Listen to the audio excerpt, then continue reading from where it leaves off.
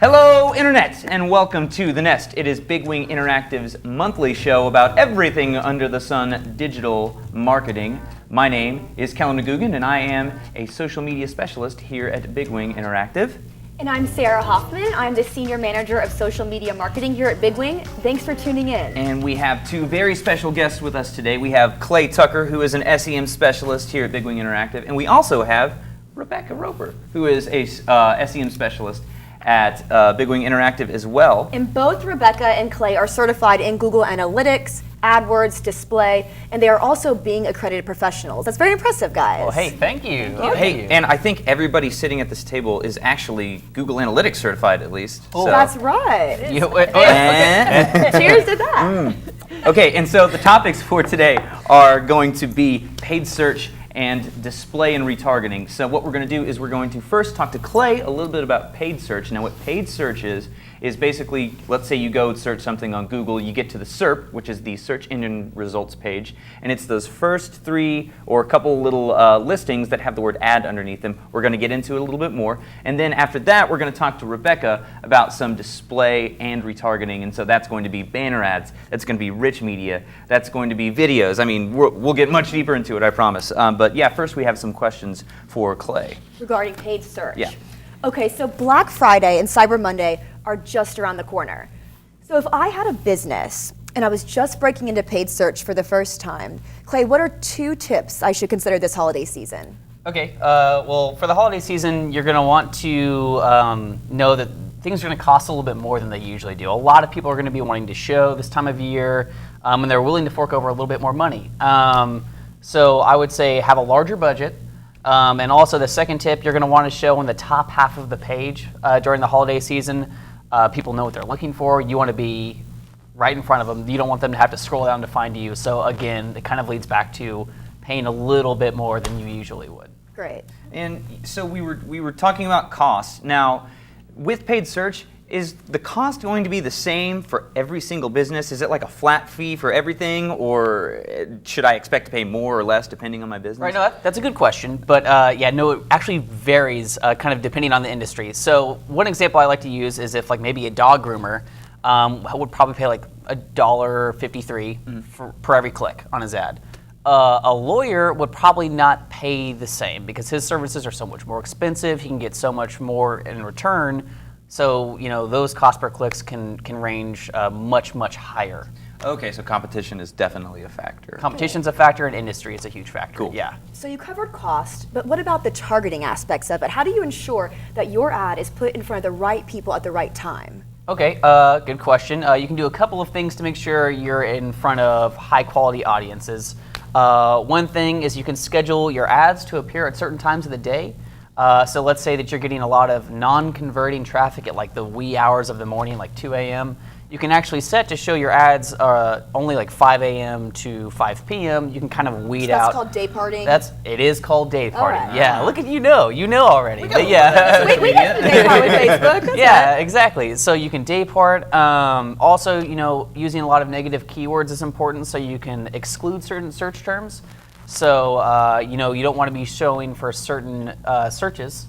That's also another way to kind of put your ad in So front those of. would be called negative keywords. Yes. Awesome. Yeah. Okay. And so there are a lot of ways to advertise in digital media marketing.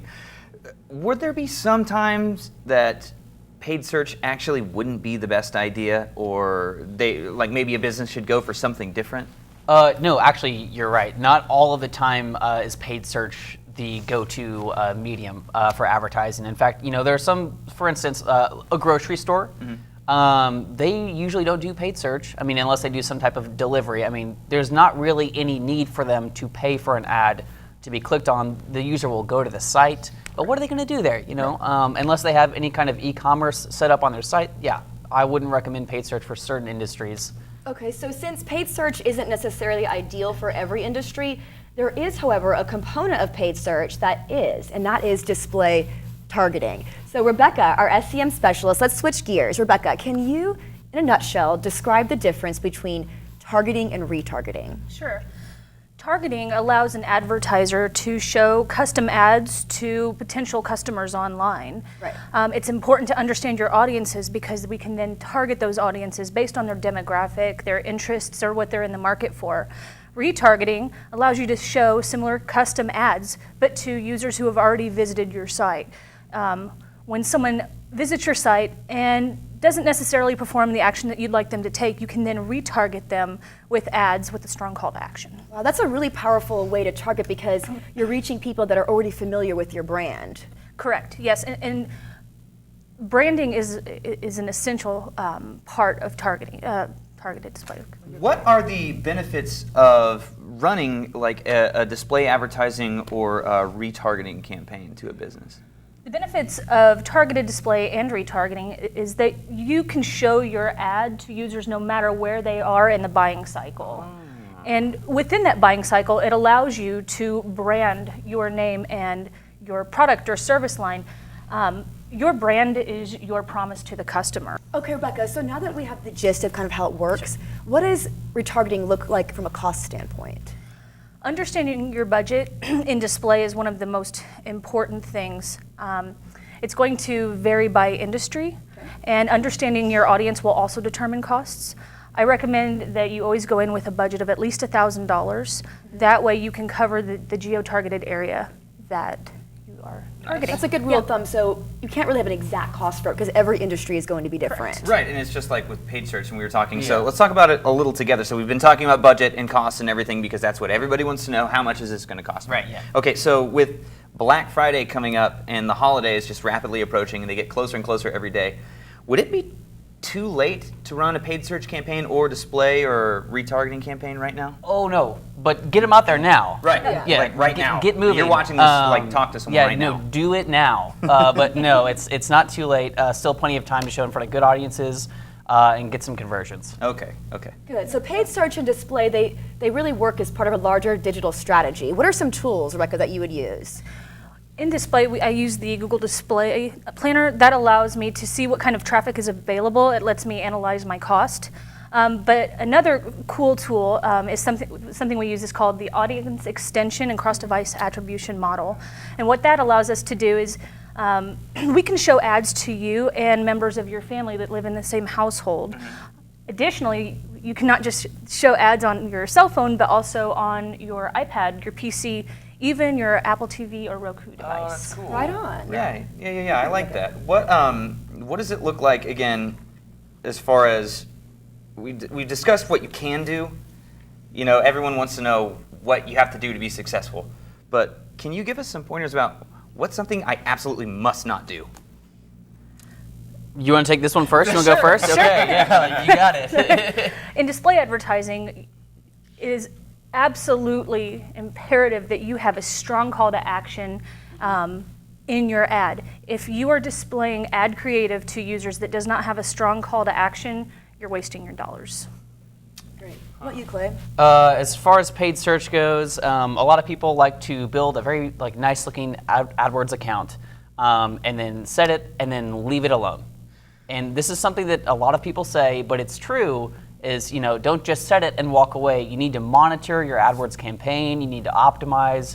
You need to keep an eye on what's going on and just keep your AdWords campaign on track. It's the exact same with social media and running Facebook ads. Yeah. You can't set it and You just forget don't it. you don't want to walk away. It is doomed. I Yeah. think Have that's to a rule optimize for all Yeah. sorts of digital marketing totally. efforts. Thank you guys so much for sharing your insights. I mean, this was Sure. really powerful and really, really amazing to hear from you, the professionals. So thank you. So let's have a little fun with them right now with a lightning round. I don't know if you guys are ready for this. But, Are you ready? Okay. so here are the rules of the game. There are no rules. Yeah. Just kidding. No, whoa. here's the rules. There's one rule. We're going to ask you a series of questions. You have to answer regardless. That's the rule, okay? Rebecca, should we You start have with no you ladies choice. first? Okay. All right, Rebecca, so if we were to have a search engine showdown, who would win, Google or Bing? Ooh, that's a tough one. I would say Google for image searches, but Bing for academia. Ooh, I like that clever answer. Very I like nice. that word. Yeah, Well, thank you. academia. I learned it on Bing. So if we were coming over to your house for dinner tonight, Rebecca, what would you make us? Oh, Well, tonight, I can tell you what I have planned for dinner tonight. Yes, Okay, that please. works. Well, I planned on roasting some chicken and potatoes, and then making like a lemon cream sauce with fresh herbs. Okay, so what time are we going to be there? Well, No, seriously, what time are we going to be there? That sounds And good. is there 6:30? is there lemon in the lemon cream sauce? Because I can't have lemon. oh, you can? Well, No. I'm sorry. Okay. You can come over for Clay's dinner. So not you're right. uninvited. All right, so Rebecca, do you believe in aliens, or do you think we're all alone out here? I think we're never alone. Okay, so Rebecca, So that's a yes to aliens. Yes. right on. So, okay, so you have an affinity for mathematics. So choose one: the study of pi or general relativity. General relativity, hands down. Why? Pi is irrational. That was definitive. That was a definitive answer. And you don't really seem like a sweets person, so like, that makes sense. All right, we'll go with Einstein on that. Thanks. Lemon cream pie? Yeah, Clay? well, not for this guy, but Okay, last question. If you could describe Clay, your partner in crime, using one word, what would it be? Just one. One word. I would say driven. Clay's very driven.